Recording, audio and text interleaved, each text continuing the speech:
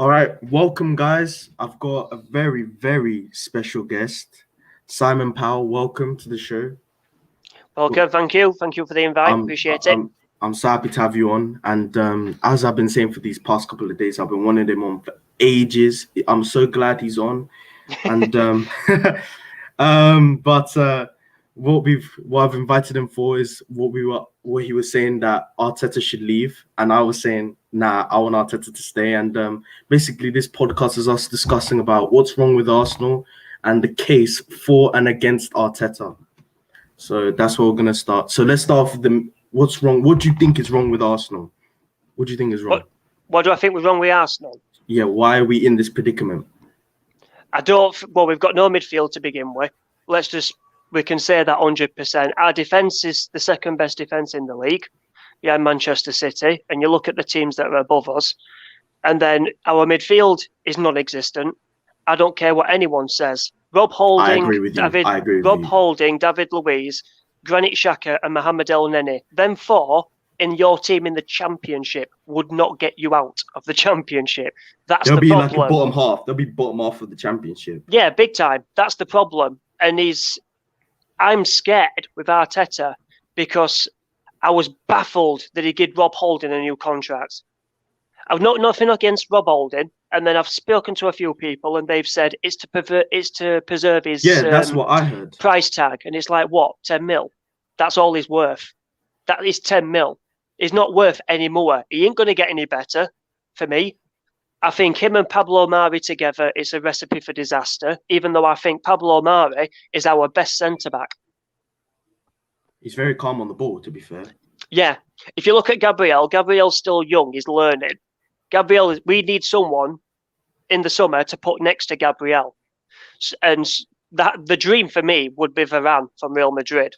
Put him next to Gabriel. Think of the experience that he's got and then what he can learn, Gabriel. That's just my dream. That is my dream centre-back for us. And then when you move to the midfield, you've got Odegaard and Smith Rowe.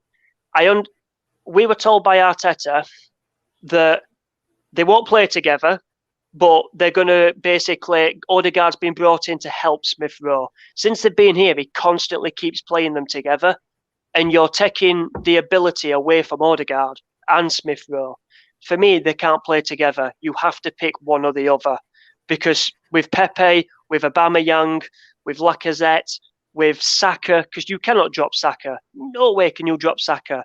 Even though I don't want him playing tomorrow. Don't let him do. I heard something about him. You know, the Man City game. I heard something about Saka. I was told by one of my sources that Man City are very interested in Saka.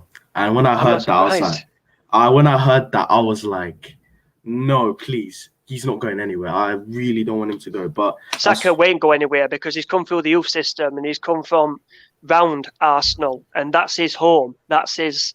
He's happy in London. And it's just with Arsenal, they need to start getting their basically stuff together. Because if they don't, players like Saka and Smith Rowe, even though they've come through the system, they will look at other teams and go, I might just go over there. Because do you rate Smith Rowe? Yeah, I do. I don't think we should overplay him because he's still learning. And that's the thing with Odegaard. For me, Odegaard starts ahead of Smith Rowe. But that's for Smith Rowe to watch study, Odegaard, and learn.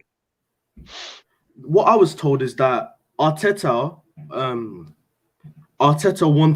wanted to experiment Smith Rowe on the left, similar to because he knows Odegaard. He wants Odegaard to be the number 10, and then for Smith Rowe to play this weird role where him and Odegaard are constantly interchanging from right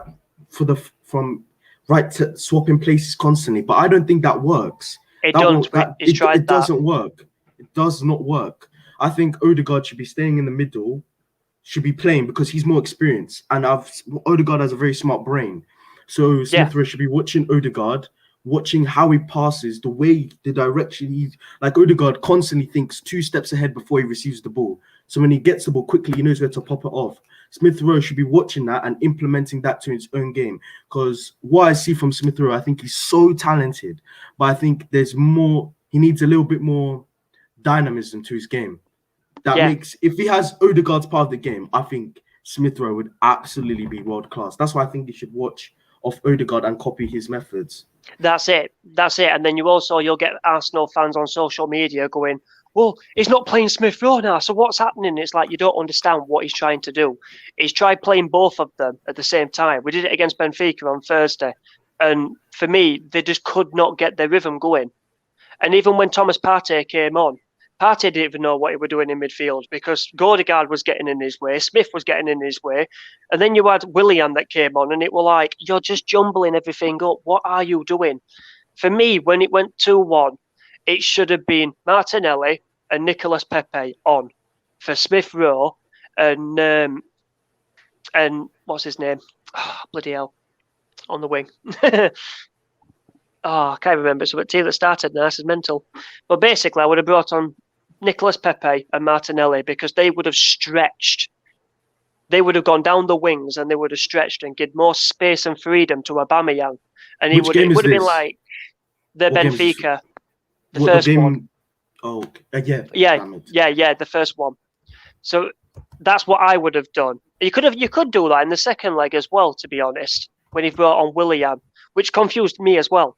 Because I was like, we need 2 goals and you bring on Willian. What is going on? No, but he had actually a smart game plan to that because the way Benfica were playing did not suit Martinelli and Pepe's style. If you think about it, they were very tight and compact. So you needed a person like Willian who's at least, okay, maybe he's not the best, but at least he'll run. He gives you energy, which he did, he was the one that passed off to Tierney, he stretched the 2 midfielders that were blocking Tierney off, pulled one to Mark Willian, which left Tierney one-on-one with the defender, which he was able to shimmy, shoot into that bottom corner, which gave us the lift. So that was actually smart. Think about it, smart tactical thinking from Arteta.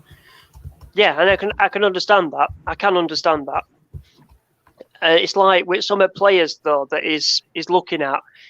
I'm terrified that he's trying to build a team around Rob Holding and Granit Xhaka. That's what terrifies me. And if that happens, oh God, I want him out of the door as quick as possible. Because for me, Granit Xhaka's not good enough for this club. Oh, he's not good enough. He's a squad player at best. Squad player at best. Yeah, he's not even squad player. You couldn't even have him as a squad player because you stick him in Bundesliga and he'll thrive because it's slow, it's pedantic, and it'll fit to him perfect. You stick him in Championship and he'll get swallowed up. Stick him in League 1 and League 2 and he'll get swallowed up. Even when we got drawn to lower league teams in the FA Cup and the League Cup, they still ran circles round him, even with him and Mohamed El Neni in midfield. And that's the problem. And there's so many players that still need to go. For me, Xhaka has got to go. Mohamed El Neni's got to go. Hector Bellerin, you've got to go. Sorry. Thanks for your service and everything. Yeah, I've been told he's definitely going at the end of the season. There's Bellerin. People are saying get rid of Leno as well. And it's like, no, what? What? No. Is it because of yesterday? What is he supposed to do? I know. People are saying they should have brought him down. And get a red card. No. He did the right thing. Ceballos was put in the position because Ceballos was having a good game, in my opinion. He was having a good game, Dani Ceballos. It was just that one little mistake and it just crashed everything for him. Everyone just looks at that. But with Dani Ceballos, you can see what he's trying to do. The ball's coming and he's trying to flick it on to Leno for him, so it's an easy catch for him. But he hasn't looked behind him and seen their player.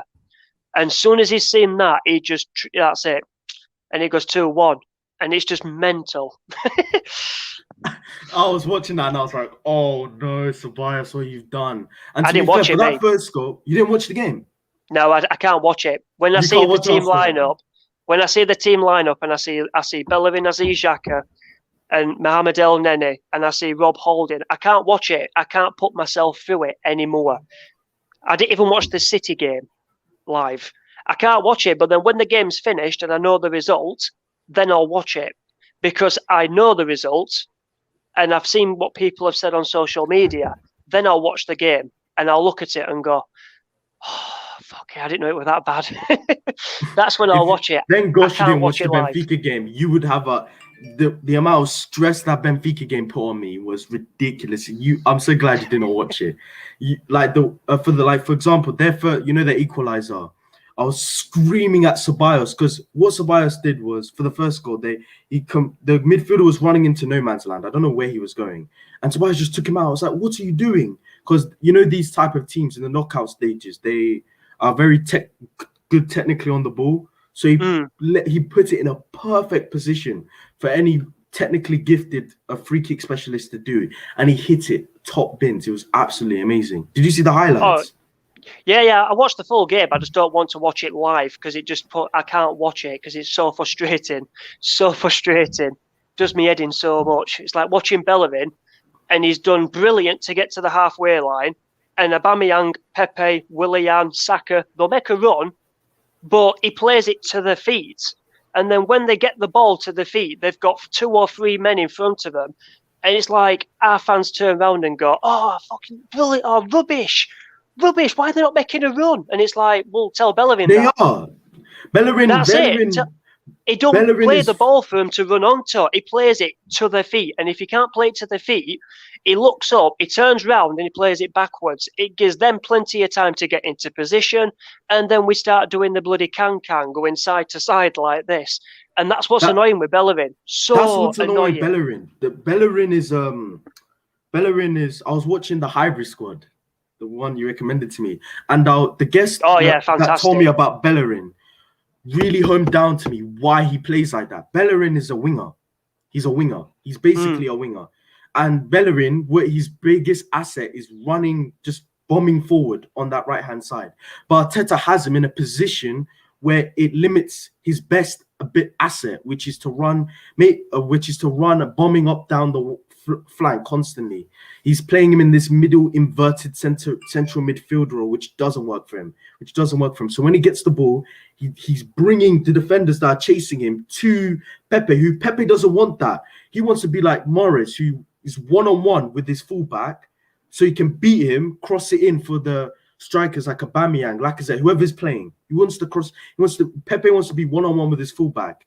And Bellerin, he's bringing everybody who has the ball with him and is slamming it to his feet. What is he supposed to do? Beat 3 men and then... That's it. And then people blame Nicolas Pepe. They blame Saka. And it's like, what do you expect him to do? He's got to beat 3 men to get to the goal, to get to the penalty area, to then put it in the net himself. He doesn't want that. He wants to give and go and then beat 1 man and put it in bottom corner, like he did against Sheffield United when we played at home. Bellerin gets the ball, he sees Pepe, plays him on, lets him run through. Pepe puts it in bottom corner. I haven't seen Bellerin done that since. But then what's Bellerin's problem? And this is Arteta's tactics, and this is what I don't like. When it's Bellerin and it's holding on that right-hand side, whenever a team comes up against us on the right, because our right is our weakest, and then they target our right all the time. And then what happens is City did it at the Emirates, and it were like Holding then moves to right back and Bellerin moves to centre back. And it's like, why are you doing that? Just he does that with Xhaka. That's it. This is the thing with Arteta. He tries to be too clever. He tries to be too clever than what he is. We haven't got the players to play the tactics we have. He hasn't got the players to play those type of tactics. Those players don't suit the tactics he's thinking of. So it doesn't make, for example, playing Bellerin in this centre midfield, it doesn't help us in any way. If anything, it hinders us. It hinders us completely, because he thinks what he learned from Man City can implement with his team. Our squad is not good enough, neither is consistent enough to play the way Man City play. That's why we're in this position that we are. We're not good enough to. We're not good enough to play all consistently enough. And then that's the arrogance at West Ham. Yeah, the arrogance of Arteta as well is when he played against Man City and David Luiz got sent off and we lost 3-0. Soon as he played that game, watch City's game 4-3 at Anfield when they ended their run. Arteta tried playing how City played Liverpool that night. And that's when he's come into it and he's thinking, well, I've seen Pep do it, so surely it can't be that hard. And he tried it against City. And when the game David Luiz got sent off, they were just pulling us left, right and centre. And then that's when he stood there. And I think he's realised and gone, yeah, this is going to be harder than what I thought. That's the arrogance that does my head in with him. everyone got excited that we've got Olympiacos in the draw. Me, I'm not really interested, to be honest. We do need revenge. Are we going to get revenge? I won't put it past them to knock us out. I won't put it past them because we play into their hands. And that's the only problem. Because Arteta is a defensive coach, watch when City lost him. Yeah, big time. He is a Jose Mourinho, a Diego Simeone. He can let his players attack, but all this tiki-taka Wenger-style football, you ain't seeing that from Arteta. That's Pep. And you're seeing that with City this season, where they're just pinning it round left, right and centre and they're gone. That's Pep. When it comes to City defending, and it was Kompany and Otamendi, it's exactly identical to Gabriel and David Luiz. Watch when they defend. It's identical. Arteta wants his fullbacks to come forward and to go back like Kyle Walker does and whoever was on that side then. He wants Bellerin and he wants Tierney to do the same thing. Tierney can do that all day long. Tierney can play as a wing-back. Tierney can play as a centre-back. He can even play as a left wing. Bellerin can play as a wing-back, which I think is his best position. Because when he comes back and defends, he's better going forward than he is defending. So Bellerin as a wing-back, for me, that's his best attribute for Arsenal. But you can't play wing-backs because then you have Partey and Xhaka. And if you have them two in midfield, Partey likes to come forward and give the ball and come back. When Xhaka gives the ball, he either sprays it to the left, to the right, tries spraying it down the middle, or they mark 2 on Granit Xhaka because you can mark 3 on Partey and he's knocking you well out of the way. Partey's levels. Partey's just levels since he's been here and he's not even 100% fit. And that's the only thing. You can tell that's the saddest part. You can tell how far this Arsenal team has fallen. The fact that just a couple of players absolutely destroys the team. I'm talking for example, Liverpool. I know they've been terrible this season, but they have an excuse. They've had an injury crisis. They've got the best midfield to defence. No wonder. Yeah, for Arsenal, it's just losing Partey. The game's over. The game's over already. You might as well not watch the game. Yeah, that's it. That's how you know how bad it is when one player is out and the team completely capitulates. That's how bad it. Anyway, let's get into the questions. Lyric Lokesh asks, "Oh, hi, Lyric. Who are the potential targets for right back position when Bellerin leaves?" I was told it was originally Aaron's, but now that Aaron's is most likely looking to go to either Everton or Bayern Munich. Which Bayern Munich are out completely. They don't want him. They've already come out and said they don't want him. It's Everton that are the closest at the minute to signing him. Norwich are the most greediest team I think I've ever met, by the way. They're the most greediest They're playing team. The game. So stingy. They're playing the game. They're playing it brilliant. They've got. They have to be realistic. Buendia. They've got Buendia. They've got the other midfielder. They've got the other winger that other teams around the world are looking at. They've got. Yeah, I can't quite remember some of the names. They've got a good team. They've got a really good team, but they're being smart, especially after coronavirus as well. I mean, the money that they got for Goffrey, that was just, wow, where did that come from on deadline day? Nobody saw that one coming, apart from us. Lyric Lakesh asks another question. The only way Arteta can get support from every Arsenal fan is if he wins the Europa League. I heard something about that, and it was what's the guy's name? Leonard Brunet also put on this story, which I was told the exact same thing. Is that it depends on what position we get. If we get Champions League football, Arsenal will be looking to be very, very ambitious with the type of signings they go for. If we get Europa League, still ambitious, but less than what they were hoping for. If they get no European football, they're gonna have to be basically a West Ham. Negotiate. They have to be very smart with their business. Yeah, what I was told is if Arsenal, by some miracle, and it will be a miracle, if they get Champions League, we are looking at players like Jack Grealish, Jadon Sancho, that sort of caliber. Yeah, that caliber of players. It's Champions League. You've got that pool now. Yeah, and United fans have messaged me, they've inboxed me thinking that I'm basically saying he'll pick Arsenal over Man United. And I'm like, no, I'm not saying that. I'm saying you put yourself in Sancho's position, right? You look at United's team, you look at Arsenal's team. We're based in London. His family's in London. His friends are in London. All his relatives, he misses England as well. I've got on very good authority he wants to come back and he's desperate to come back. There were loads of clubs in for him, not just Manchester United in England. There were loads. And then it were United that were the only ones that wanted him, but they were never really at the table. They messed him around all summer. Ed Woodward messed him around all summer, saying that, don't worry, we'll pay the money, the wages, all that was taken care of. Yeah, they did. They lied. And then what they did... That's what I was heard. Yeah, and then what they did is that they brought in Donny van der Vet as doesn't even play. As a name, because it's just to please you.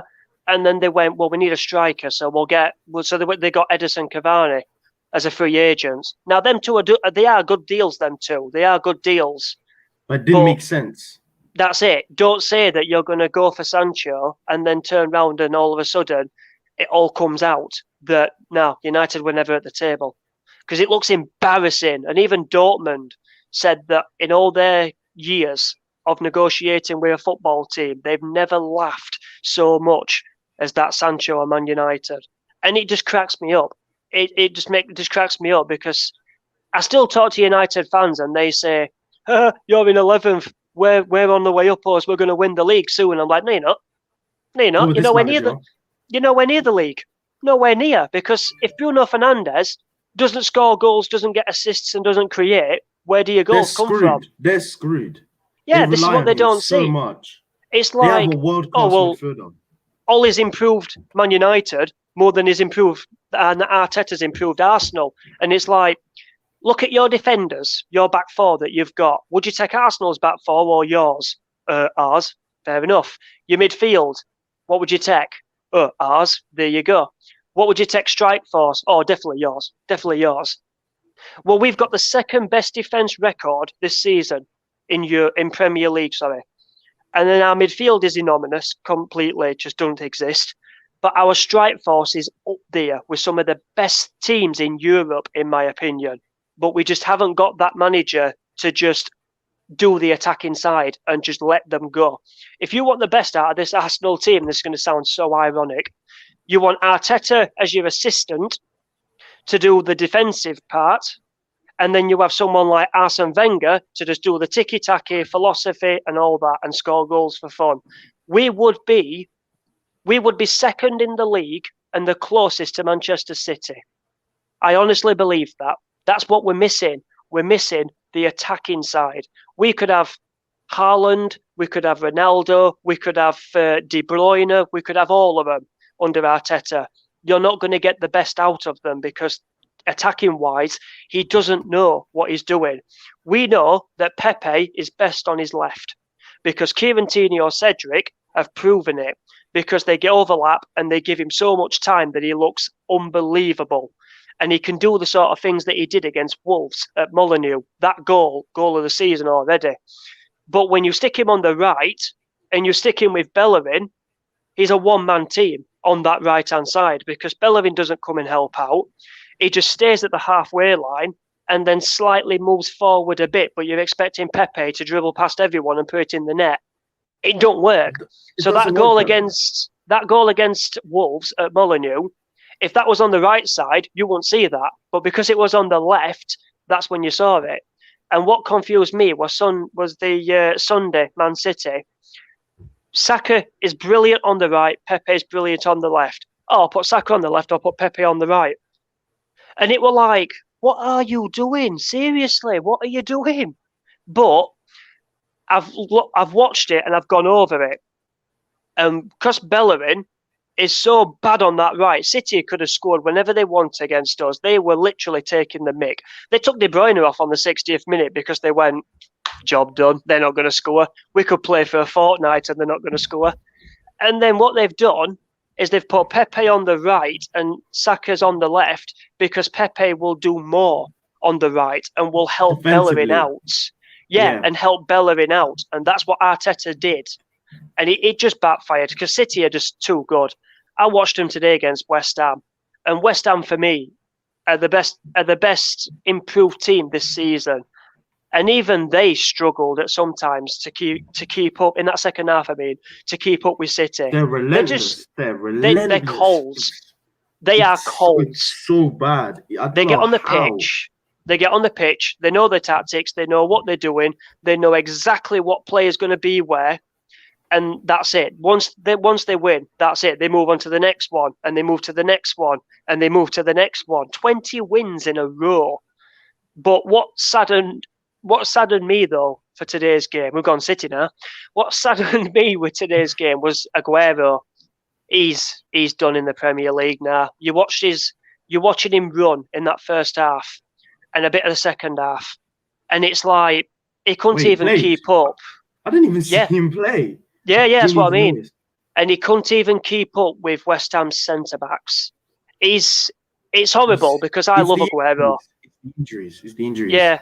To me, the league is getting to the age now where he's got the brain, but he's not got the legs. It's like Alan Shearer. Alan Shearer had the brains when he got close to his 200 goals for Newcastle, but he didn't have the legs. And you watched him score that 200th goal, and it was like an old man, half crippled, just poking it into the back at net. He's still got the brain, but he hasn't got the legs. So with Aguero, he is going to leave. He is going to leave in the summer. And I've got a weird feeling. I think he'll go PSG. It's a very defensive league, to be honest, that France. It's a very... yeah. It will suit him. I hate it when people call it a farmers league. I call Premier League this season a farmers league because anyone can win the league from December. Tottenham were top of the league in December. Now look at them. They're 12th or 11th. It's crazy. And then people say, oh, the French league, German league, it's a farmers league. What they're staying there for? Well, the Premier League's a farmers league, mate, this year because everyone's losing points left, right, and centre. Only City have run away with it. We've lost 11 games. We've lost 11 games and won 9, I think, or won 10. We've won 10. It's crazy. And you look at Man United as well, and it's like, has Solskjaer really improved Manchester United? No. Because I don't think he has. The defence hasn't improved. The midfield hasn't improved because Bruno's doing everything. And everyone goes on about Rashford and says, Rashford's amazing. Mbappe can't live with him. And it's like, behave. Mbappe's the closest I've seen to Thierry Henry. The way he plays football. The saddest thing, he was so close to joining Arsenal. I know. That still makes it so annoying. Every time I see Mbappe... They won't pay for his family though to come to London, would they? They wanted his family to stay in London and Mbappe move over to London by himself at 19 years of age and do what Saka's doing. Because Saka don't live with his family. Saka lives on his own, but still gets to see his family. So Arsenal, where's Saka? Where's his family's in Nigeria or something? Something like that. He's got relatives in London that he stays with, but he lives on his own. He's just switched on. But you're expecting Mbappe, a 19-year-old French kid, to leave his capital to come to London, and no, your family can't come, just you. We don't want to pay for your family, and that ended the deal. And then PSG got wind of it. And they went, right, we're going for him. And they did. They paid the money, they got their deal done, and it were done in record form. And Arsenal blew it.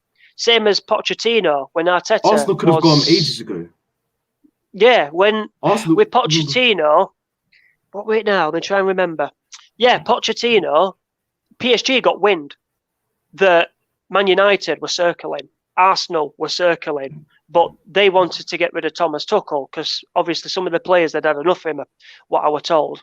And all of a sudden,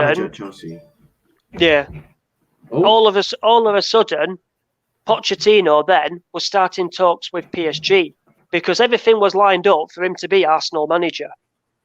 Everything was lined up for him to take over from Arteta, and I can 100% tell you that, 100%, because it'll come out one day. It will come out one day when Arteta's here. He's turned it around or he's gone. It'll come out. Everything was sorted for him to go to Arsenal. Everything was done. Edu had seen him behind the scenes. He'd had Zoom chats with him. And PSG got wind of it. So they got rid of Tuchel as quick as possible, same as Chelsea. They won with Frank Lampard after City beat them 3-1. All of a sudden, everyone's going, oh, they've got rid of Frank Lampard, because they knew what was happening. They got Pochettino, and then Arsenal moved too slow. Came to Chelsea. Arsenal we do move slow. We move way too slow. We do move really slow. He said Lampard saved Arteta's job twice.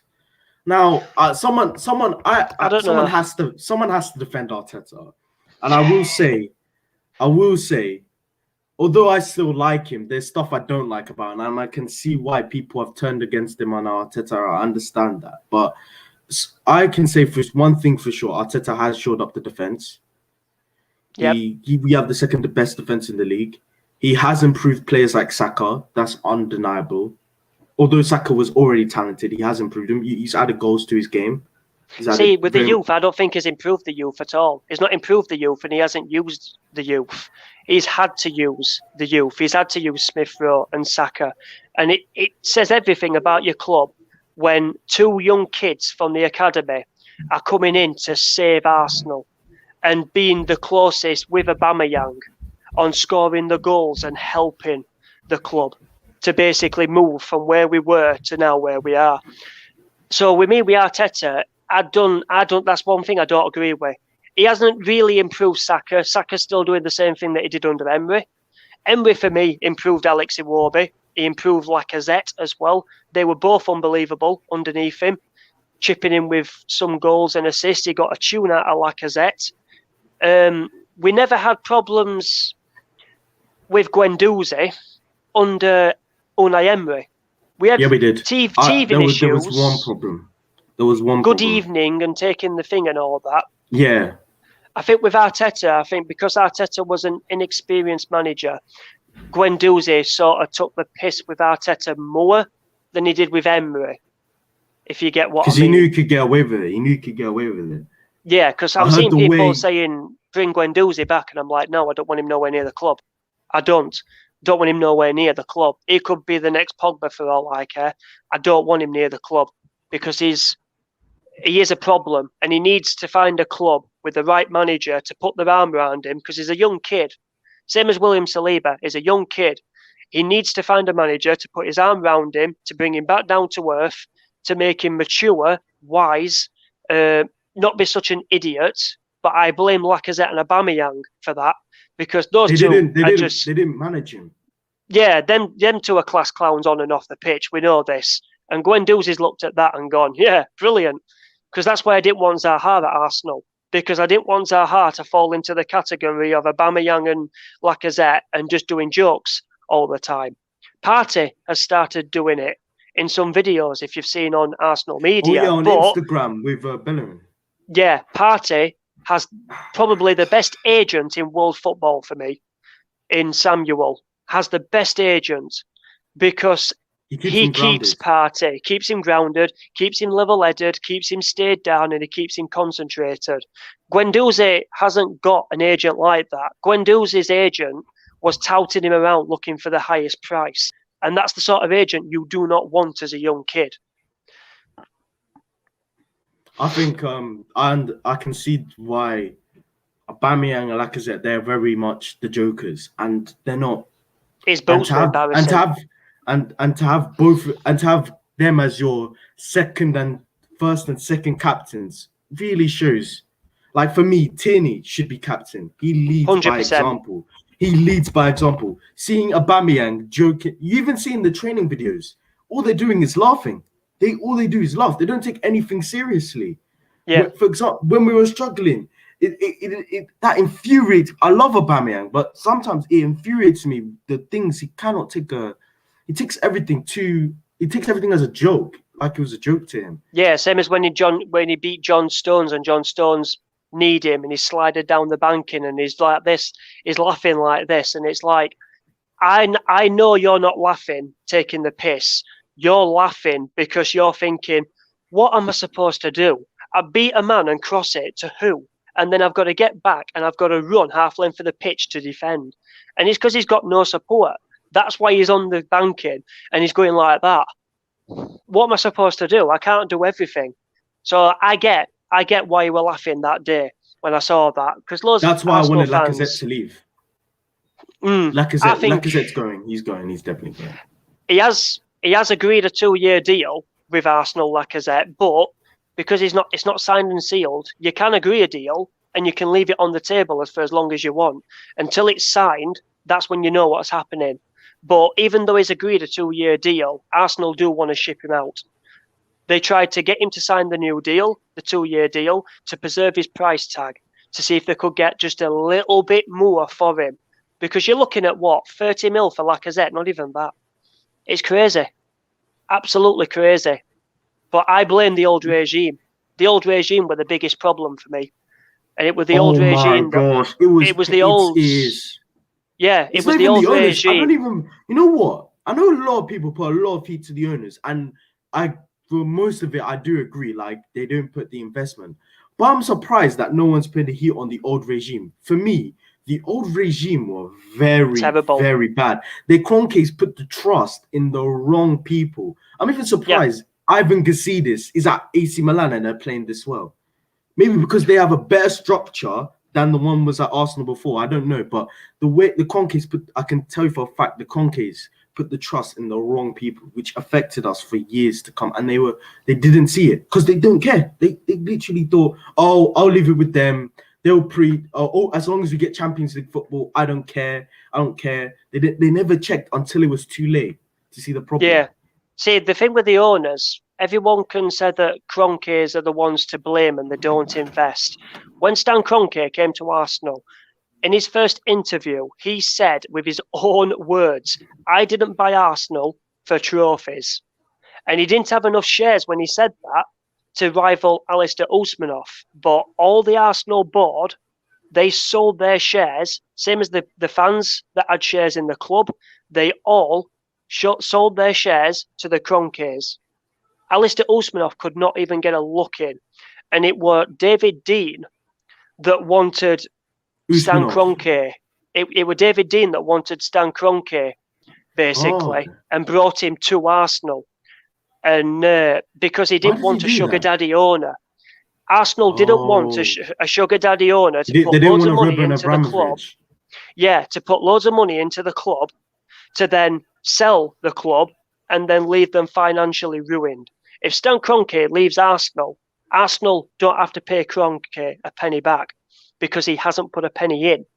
It will be Arsenal putting some of the money towards KSE, which is Kroenke Sports and Entertainment.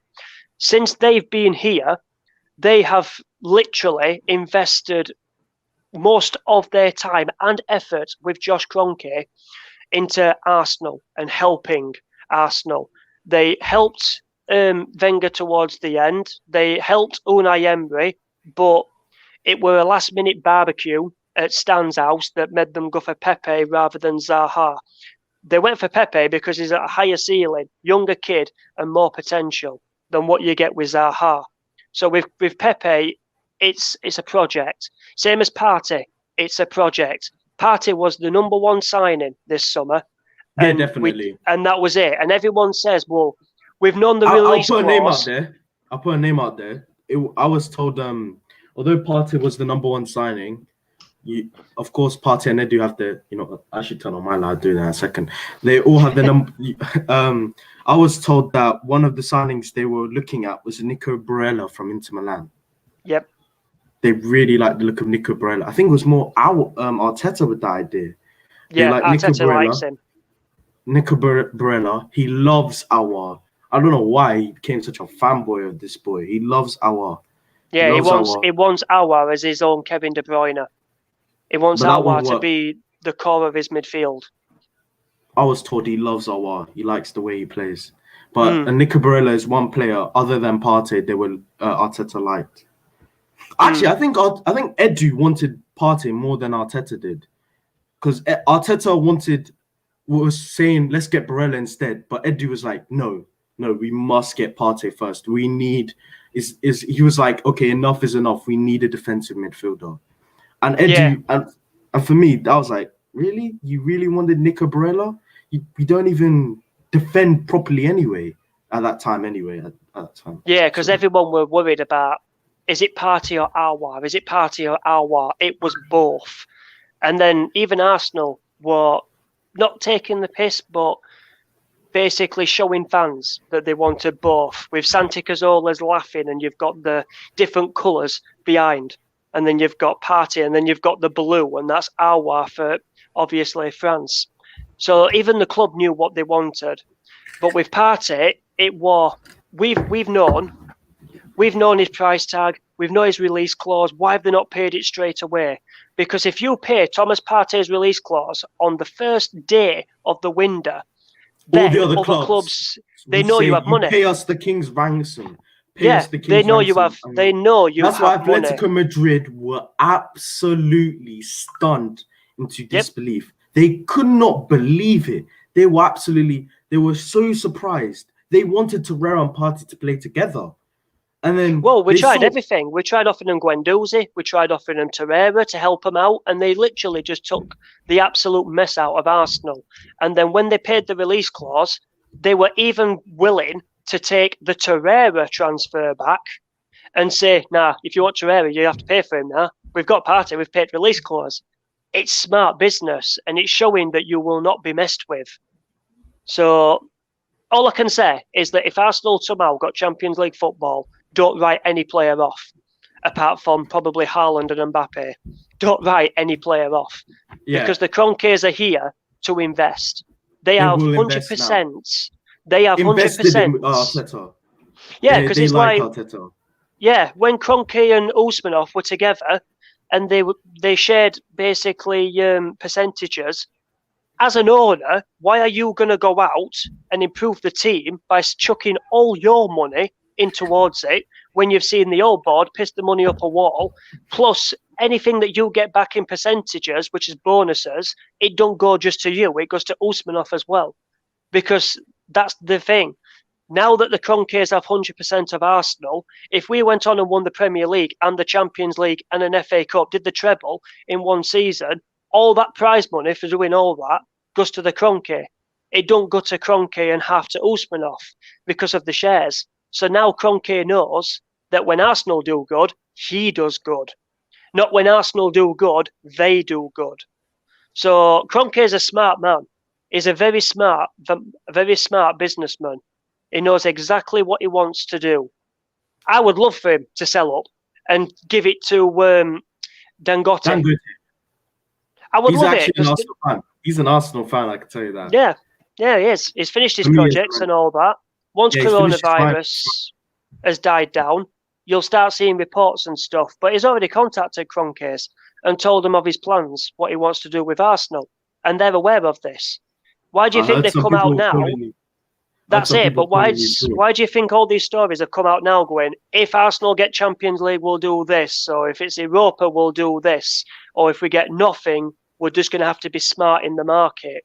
It's like, well, hold on. You've got 100% shares. You're here. So surely, even if we didn't, you could still spend your money on the club because you're improving it.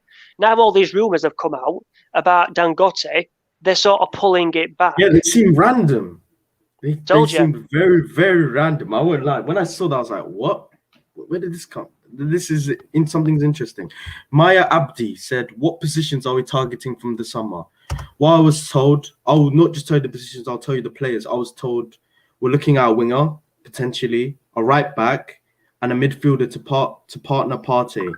And I was told they want a player that doesn't have the similar mentality as Aubameyang and Lacazette, because I was told from ages ago they want a midfield that is very concentrated. They don't want a joke man.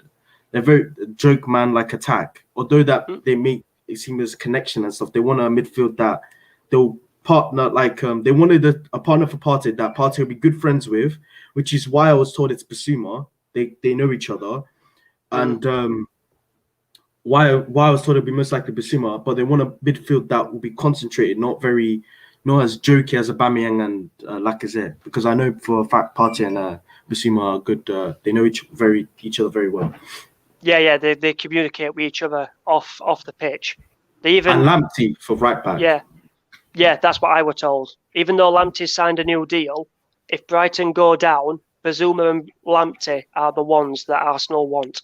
They have a real interest in Lamptey. Especially Basuma wants to come to Arsenal. Lamptey, he's an Arsenal fan. Yeah, he's a very much an Arsenal fan. I was told Basuma, if anything, Basuma's the one pushing this more than the club. He really wants to come back to Arsenal. Yeah, he was pushing in January, Bazuma. Really pushing in January. But obviously Brighton, I don't know what they were doing today. They had a disallowed goal that was a joke. No, they got shafted. They did. It was 1-1 last time I saw. It was 1-1 last time I saw. But VAR, It said VAR, so the goal might be disallowed. I don't know. They've had a terrible day. I don't know what is going on. They actually genuinely might go down, which if that happens, listen, I don't mind. I get Basuma and Lamptey, who I think is absolutely quality players in the midfield. And it's savvy business from Arsenal. Yeah, 100%.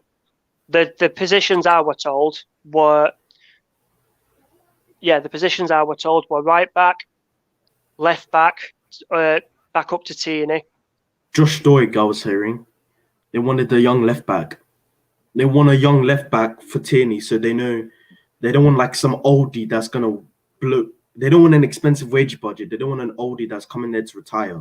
They want someone who's young, who's gonna learn off Tierney and then be even better than him, hopefully. Yep, 100%. So that's how I was hearing Josh Doig.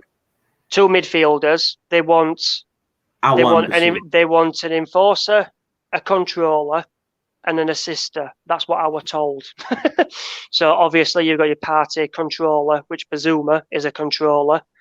And then obviously there's the two midfielders, and then they're looking at a striker and a left winger. I heard for the left winger, there's two targets they're looking at. One is Mana Solomon, and the other is Brian Gill. They've scouted him, but they haven't gone for him, but they've scouted him. They're looking at him as a potential option, but they want Mana Solomon for that left wing. For left back, I just got a message. Josh Doig for left back, right back Lamptey, left wing Mana Solomon, midfielder Basuma, and depending on where they finish, it could be either our or another creative. They want one more midfielder. That's what I heard. I got a message from my... They've tried to negotiate with Real Madrid for Odegaard, but they're refusing to not let him leave, and that's because Real Madrid are obviously wanting Haaland in 2022. For me, I don't think Haaland's leaving anywhere. I don't think he's going anywhere this summer. I think they'll wait until 2022, and then that's when you can. Tuchel wants him at Chelsea. Tuchel wants him. Yeah. Tuchel really wants him. But he's not going anywhere, I was hearing anyway. Anyway, I got another question from Taj from Twitter. Which clubs are interested in Lacazette except from Monaco? And who's going to be our midfield signing? What's the decision going to be made? I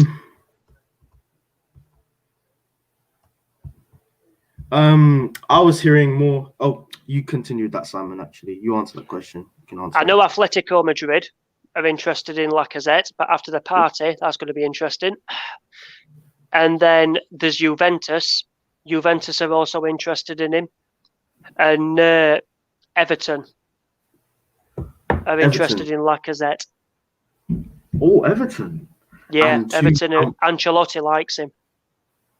And because of his mentality. Oh, what happened to mentality? He thinks him and Calvert-Lewin could be brilliant up front together. Which I wouldn't actually. I think they could. That's actually a good idea. Oh, sorry, I just saw breaking news on Sky Sports. I was like, what? And what's our decision going to be made? Buendia, Aouar, or Grealish?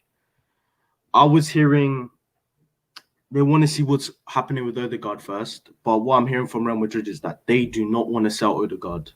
And they've stopped everything. They've literally stopped all communications with Arsenal. They've said they don't want. They've seen how disrespectful Odegaard. They found what Odegaard said in the media very disrespectful because he's looking for a move away rather than pledging his allegiance to the club, which I don't blame him. I don't blame him because you've got Luka Modric that signed a new deal, and he was supposed to be the replacement for Luka Modric. So what do you expect him to do? Do you expect him just to sit on the bench at Real Madrid and just watch while he just wastes his learning basically at a young age? So I can see why Odegaard does want out. He's very similar to Ozil for me. He's very similar to Ozil. But I think he's more similar to Santi. The way his feet, the way he's brilliant with 2 feet. Now, interestingly enough, I was hearing that Arteta might play him. It might go like this. It might go Partey, Odegaard in the number 8 to similarly like Cazorla, and then ESR in the middle. But so far we haven't seen that. Which I'm thinking, why haven't that? That's at least a smarter idea than playing Emil Smith Rowe on the left and Odegaard in the middle. Why don't you play Odegaard defends? He's very defensive. He has very defensive capabilities. So at least he can defend. Yeah. And he can have Emil Smith Rowe, who also will defend with Partey. I think that's a better midfield for me anyway. It's like, what would be your best 11 till the end of the season with everyone 100% fit? Leno in goal. Cedric. I think the best defensive pairing we have is Gabriel, David Luiz, or Mari. I like Mari though. He may be slow, but he's very calm on the ball. So I would prefer Gabriel and Mari. But I understand David Luiz. I think Rob Holding is squad player. Left back, Kieran Tierney. Centre midfield, Partey, Odegaard. I want to see what he's like in the middle of the park. I think he can spray balls because I like the way he thinks. 2 steps. Yeah. I saw in that Benfica game, his vision is above way everybody else that can see. 4-3-3, like Lokesh said. Have Partey and Odegaard together. Emil Smith Rowe in the 10. Left wing Pepe. Right wing Saka. And striker Aubameyang. Yep, exactly the same as my 11. Really? Yeah, exactly, because I'd have obviously Leno in goal, and then you'd have Cedric and Bellerin as your fullback, Cedric and Tierney as your fullbacks. I'd have Gabriel and Mari together. I don't get where this fetish comes from, where they're both left-footed. Who cares? The Arsenal bleeding Premier League team won the league. We're both bleeding right-footed. What's the difference? They were both good at the job. So I'd have them 2. And then I'd have Partey, Odegaard, and Smith Rowe as a midfield 3. Because for me, that's already levels above Elneny and Xhaka. Levels. That's what I mean. And then you've obviously got Xhaka and Ceballos that you can interchange when the game's won, if you get what I mean. And then you go for your front 3. You've got Aubameyang up top, and you've got Pepe on the left and Saka on the right. And with Odegaard in the middle and Smith Rowe as the 10, you then have the freedom for Aubameyang to stay in the box. Don't come outside the box to get the ball. You don't have to come from the wing. You don't have to come from the other wing. Stay in the box. Because then he's a brilliant Pepe finisher. And Saka will just overlap and cross, same as Cedric and Tierney. They'll overlap and cross. You'll have Smith Rowe that'll just basically play that killer pass, and Saka can play that killer pass, which we saw against Benfica, and you'll have Odegaard as the controller. And if Odegaard does well in the Arsenal team, that's it. If Odegaard holds that midfield and just pins balls left, right and centre, plays them through and works well with Partey, Arteta will look at that and go, that's what Hossim Aouar could do, what Odegaard is doing. And then obviously Smith Rowe, you put him on the bench, you then can put Odegaard in the 10. And then if we do go on to next season and Odegaard is here on a season loan or whatever, and then you've got Bazuma and Partey as a 2 with Odegaard in the 10. That is levels as a midfield. Because you'll have the defensive that's still there with Gabriel's new partner and a new right back. You'll have your defence that's already good now, which will get stronger. But then you'll also have the players in midfield to counter-attack. That's what I'm saying. If just rid the wings. That's much better. That team would absolutely at least not be where they are. That's what I'm thinking. But I was told by a very good person that's very close to Arteta. Arteta's the type of guy that although he actually sees that as an ideal team, he's looking for a few factors. One, if the team is in the right condition to play that game, which I think you should play it regardless. Give it a try. And the second thing is he tends to play players that will fit like for example, Willian. he tends to play players he's very tactical. He thinks a bit too far ahead sometimes, which I was told he admits that himself, and he will assess at the end of the season. That's what I'm saying. I want to at least give him the summer. I've heard. That's what I'm saying. Arsenal will not sack him now. They would because of the players they're looking for. They've been obviously speaking to them, and they've been having guarantees that Arteta's their manager. They won't be looking to sack him now. At least now. That's why I'm giving him this summer. Even though I do want him out, and another manager, I have been told that he's not going nowhere. And he is in talks with the club for a new contract. So they have a clear vision of what they want to do at Arsenal. It's just so far you're convinced, not for me, but no, I'm not convinced. I still do want him out. I think if you put Rafa Benitez in now, he'd win the Europa League because he'd get the best out at number 10, which would be your Odegaard. I think that's what he'd pick. It could even be Smith Rowe. And then as defence, we'd still concede some goals but we'd score so many goals with Rafa as a manager because he knows exactly what he'll want his players to do attack-wise. Arteta, for me, he don't think about attack. It's like 20% attack, 80% defence. And that's because he's seen what these defenders are like and he's seen what these fullbacks are like and he doesn't 100% trust them. That's what I was told. That's why I was told he's not actually a defensive manager. Is because he saw in that Chelsea game how stupidly dumb Rob Hold, not that just the Chelsea game. How he saw in many games, for example, how stupidly dumb our defenders are. They, except from Gabriel, and Mari, forget about them two. I'm talking about Chambers, David Luiz, and Holding, and Bellerin. They have this. I don't know what it is. They switch off so easily. They get switched off so easily, and they do some stupid things. That scared Arteta to the point where he's now more focused on defense. And then in the summer, when he can get his attacking players in, that's when you see the best and the Pep Guardiola version of him. That's what I was told, which is interesting enough. Well, that's like what I've said. Even though I do want him out, I want to see what he also does in the summer. I'm getting to a point where I'm terrified of him spending money in the summer, and it just goes wrong. It doesn't improve. It just goes at the start of next season, and it's like, see, this is what I didn't want. This is why I wanted an experienced manager now. For me, Carlo Ancelotti would have been the dream. I made that mistake saying I wanted Jose, and now I fully hold my hands up and say, thank God he stayed away from Arsenal. Yeah, because he's a winner. I can't believe. No. He's a serial winner. He was a winner. But I've seen what that Tottenham team's done now, and I'm thinking and going, Lacazette, Aubameyang, Pepe, Saka. We won't even see Saka as good as he is now under Jose. Nowhere near. Bellerin is a Spanish before he switches off at a Bellerin a bit backup goalkeeper. There'd be two goalkeepers in goal. That's where Jose. If we do, that's bad business. See, that's the thing. I don't actually think that's bad business because Ceballos is better than Xhaka. He's better than El Neni. We say we bring in the two midfielders. We still need that one more midfielder. You don't know what will happen in an injury crisis.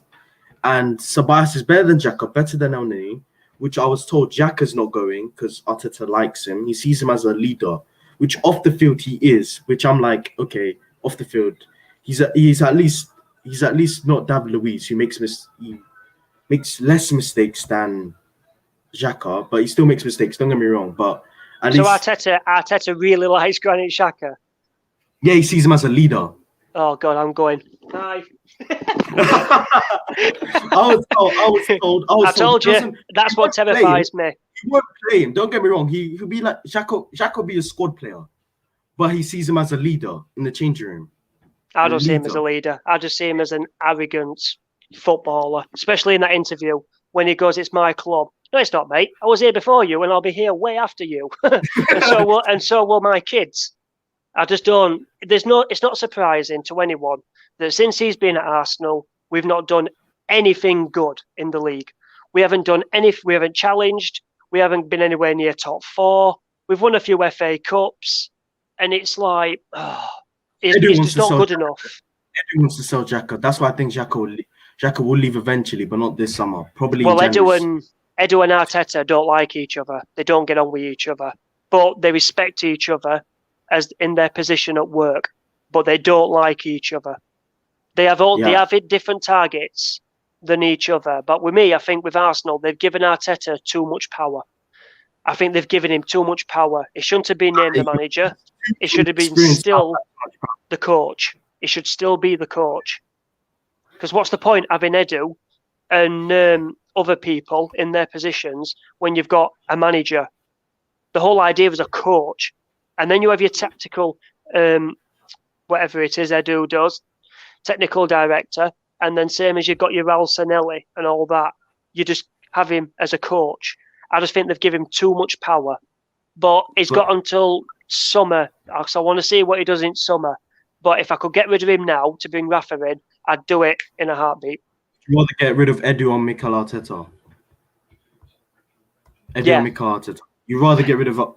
Edu did quite well, though, with getting the players out. Not like in a way as like he needs to be knighted, because it's not really that impressive. Mustafi, Socrates and Ozil out when they've got 6 months left on the contract.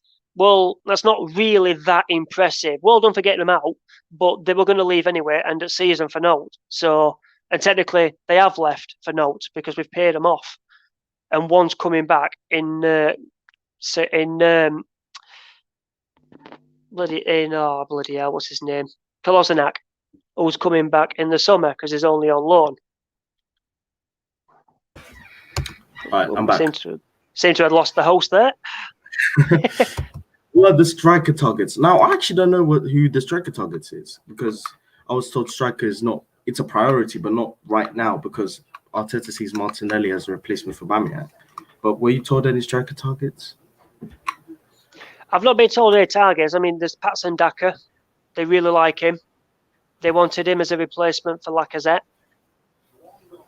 I think that's the only striker one I'm aware of at the minute. Swap deal for Pepe. We were looking at Danny. We were looking at Danny Ings as well. We were looking at Danny Ings in January, and we were also looking at him in the summer. So, yeah, but strikers, that's not really a big concern for Arsenal at the minute. Yeah. It's just midfield and centre back. Did you guys hear the Rebel? I heard that.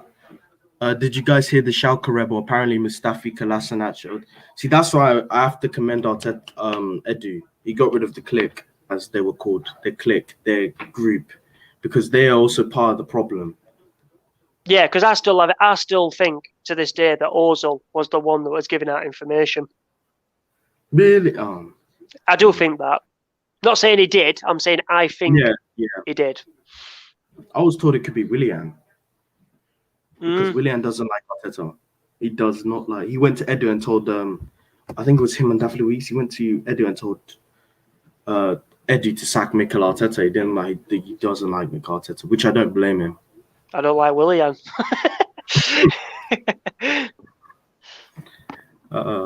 What else was I gonna say? Anyway, yeah. So I think though I was told Edu and Mikel Arteta. I know they disagree on most things, but they have a common ground of respect for each other. So they don't like love each other, but they have a respect for. Yeah, they respect each other's position in their job at Arsenal, but they don't like each other as a point where they socialise outside work. If you get what I mean, you won't ever see them do this. In the spare time. You never see an interview together. You never actually see them do an interview together. You only see them, for example, announcement videos. That's when you see them taking a picture together. Hold on, let me close my door. That's it. They've got their own way of working, basically. Can you answer the questions? I'm just coming. I'm just going to close my door. Hold on.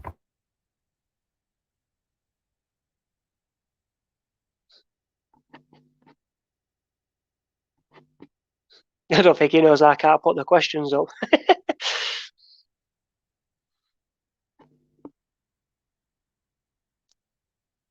For the people watching, though, can you just put in the comments what Villa's score is as well? Just want to know, because we could do a draw in that, or we could be 13th in league.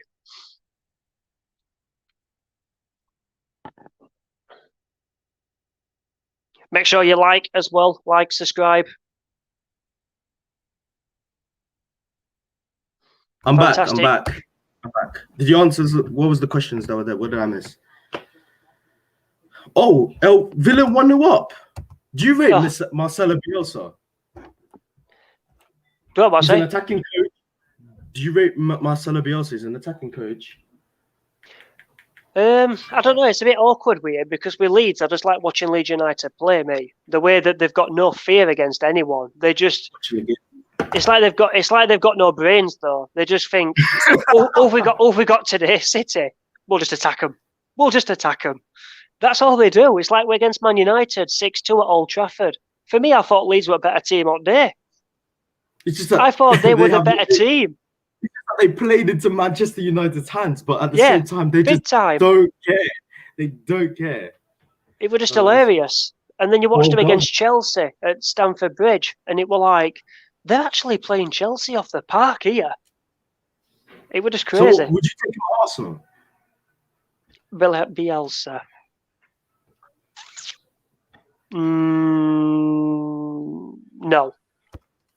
No, I don't think I would because I don't think the players.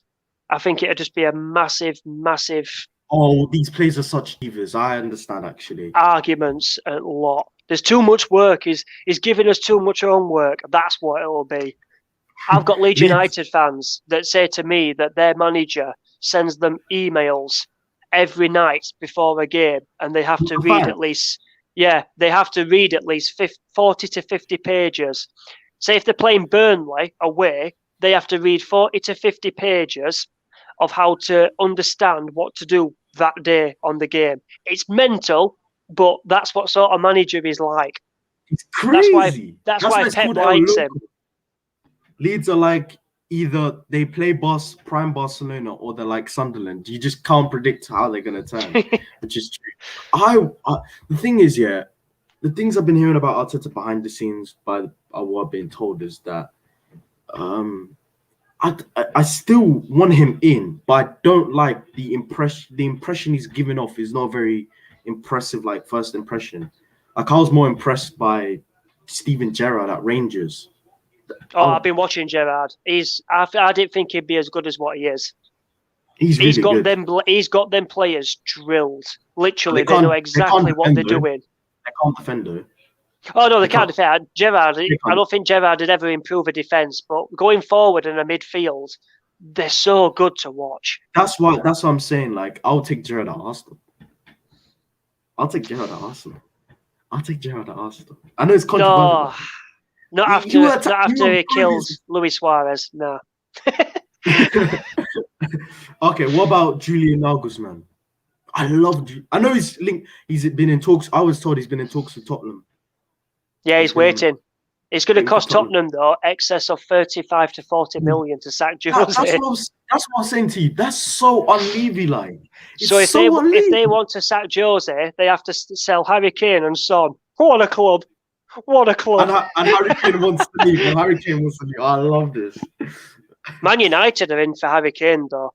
They are really, really in for Harry Kane. Solskjaer's building an English core. But he's a Norwegian manager. I know it's crazy. It's crazy, but he's building an English core. He's got Wan-Bissaka there. He's got obviously they're still looking at Sancho. They're looking at Grealish. They've agreed terms with Grealish, personal terms. That's not an issue. Nowhere near that's an issue for Man United. It's the money. Yeah, that's what. Yeah. But they'll turn around and say, "Well, it's the Glazers not giving us the money." It's like, stop watching Mark Goldbridge and actually go and do your research on the Glazers. Go and do your research because everyone says that Stan Kroenke takes millions out of Arsenal. He's taken 7 million, Kroenke, since he's been here.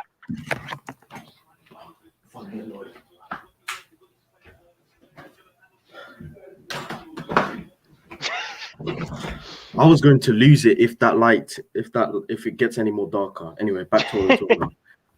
Yeah, so it's like everyone says that the Kroenkes are killing Arsenal, and it's the Kroenkes that just take and don't give. We've spent just the second most money next spend in world football. behind Manchester United. So nobody can turn around and say that the Glazers are not doing their part and the Kroenkes are not doing their part, because it's in black and white.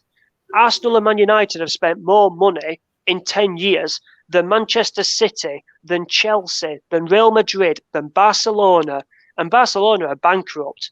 It's going to get worse for them when Messi leaves, because they will not have that social media pull. Because Messi plays there, they will lose so many fans. Everyone's not. I don't think anyone's looked at Everton as a social media, a follower, and a worldwide brand now that James Rodriguez is there. It's catapulted to a point where they now have got the green light for a new stadium. They've got that. I'm not saying that's not down to James Rodriguez, but getting a player like that and a manager like Ancelotti, they're slowly but surely going in their right direction. When they get the new stadium, they're already bringing the players in. They've got the manager. They're where they are in the league, but in next few years, if they get any better and bring in even better players, ex-players that didn't work out at Madrid, Barca, Bayern, Juventus, City, anywhere. That's what Ancelotti does. He takes players that don't succeed somewhere else and just puts them in a team and he gets them working. That's what he did with Napoli. He becomes friends with them. That's why I've been told he becomes friends with them, so he knows how to get into their head, and then once he gets into their head, he gets the best out of them. That's why I wasn't against. He brings them back. He brings them back. Literally brings them back and gets them playing the best football that they've ever played. That's why you're seeing Everton. That's why you're seeing Everton play the best. Aston Villa had a good chance there.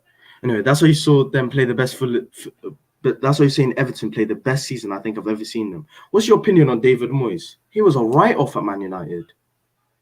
Well, I said the same thing with Man United. I said, when Sir Alex Ferguson leaves or he retires, you're going to experience what it's like being a real fan.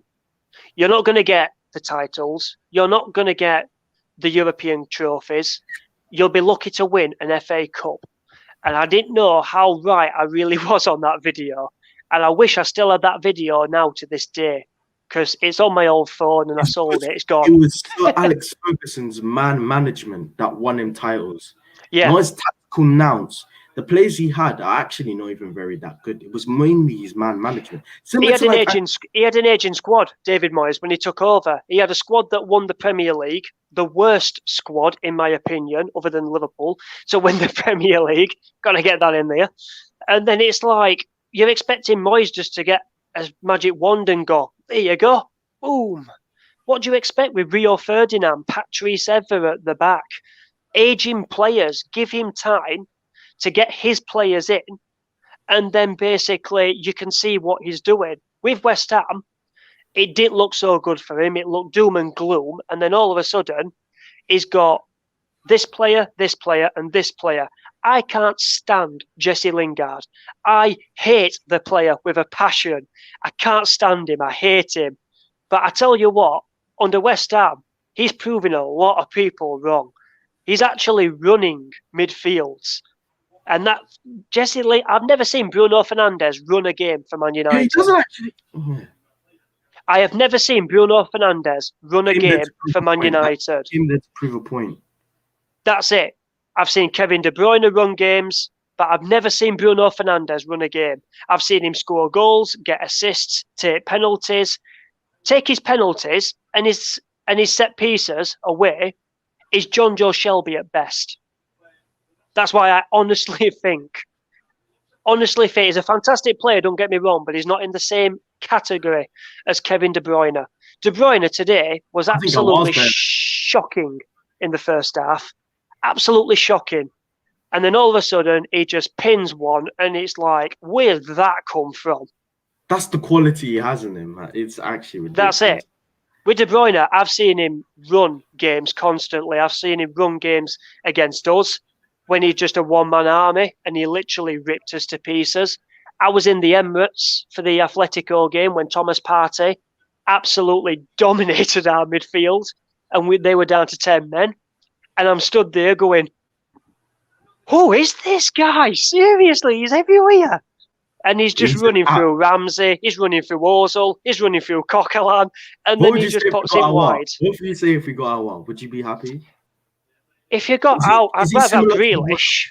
I'd rather have Grealish than Aouar. But with Aouar, he's hit and miss for me. I think with Thomas Partey and Bazuma, and Aouar as a midfield three, I think that's brilliant because you've got Partey, the leader, you've got Bazuma, the enforcer, and you've got Aouar, the controller. And then obviously you've still got Saka, Smith Rowe, and Pepe, if he's still here. And Aubameyang. They can actually develop. That's it. They can't do anything in this season because they haven't got a good midfield to work with. The good lyrical question. Bruno Fernandes, important games. 0 goals in the final. 1 goal from one open play goal in 12 semi-finals. At 3-0 down with the game already over. 0 open play Champions League knockout games. Countless iconic moments. That says all. You mark him out of the game. De Bruyne can be marked out. He can have a terrible game. But you can take De Bruyne out of City, and he's been injured, and look at them. They've continued winning. You take Bruno out of Man United for the rest of the season, they don't even make top 10. 100%. They're like us. They'll be like us. Yeah, 100%. But that's Put Bruno in our team, and we're not 11th in the league. We're at least 3rd or 4th. That's the difference. We need quality. But it's not rocket science when you take Jesse Lingard out and Pereira and put Pogba and Bruno together.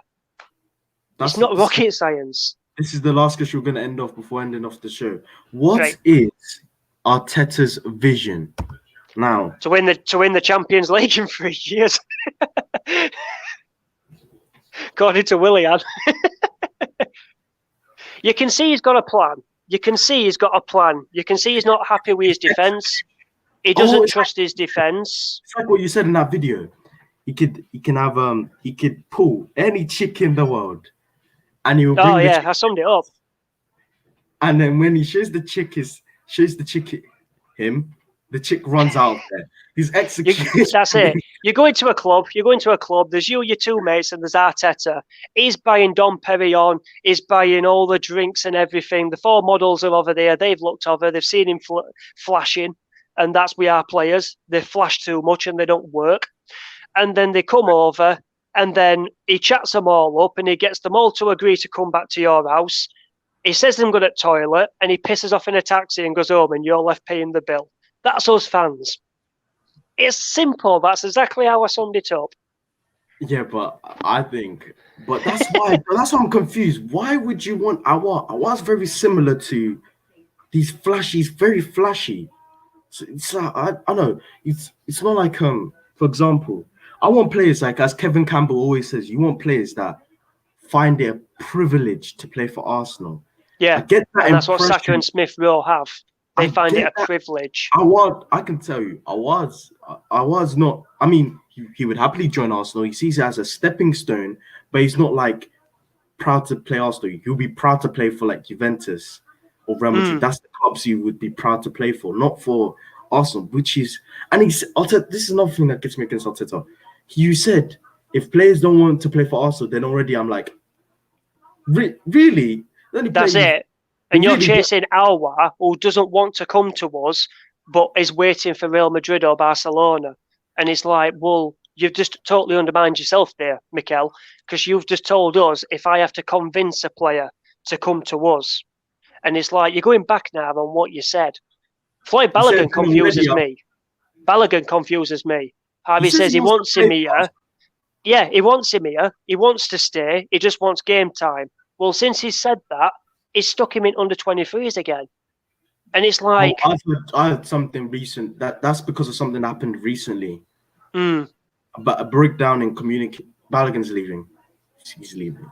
Most likely either RB Leipzig or Stuttgart. I've been told Balogun's leaving. There was a breakdown in communications between him and Arteta. From the point of when he said that, and now he's on the under 23s, there's a breakdown in communication. So yeah, you've been noticing he's not really even in the training sets, even in the training, like main first team training pictures. He will leave. Yeah, that's what I mean. So it's like chucked him back in the under-23s and stuff like that. So it just gives you a good insight to what's actually happening with Balogun. For me, I've said he's going to be the next Didier Drogba.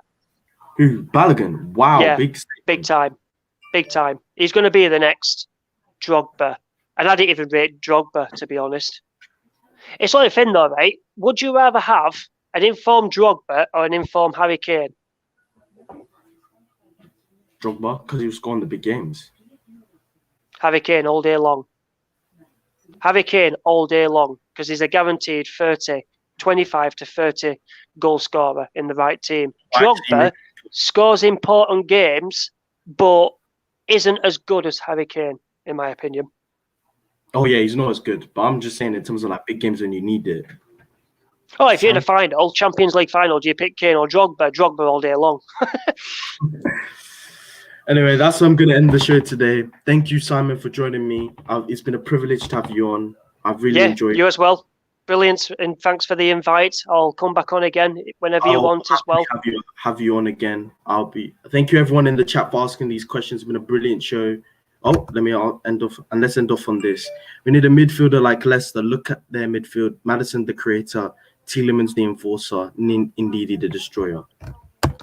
Couldn't said it better myself. Thank you, guys. And we've got them tomorrow. Wait, actually, Maddison's not playing. Maddison's injured. So he's injured. He's injured.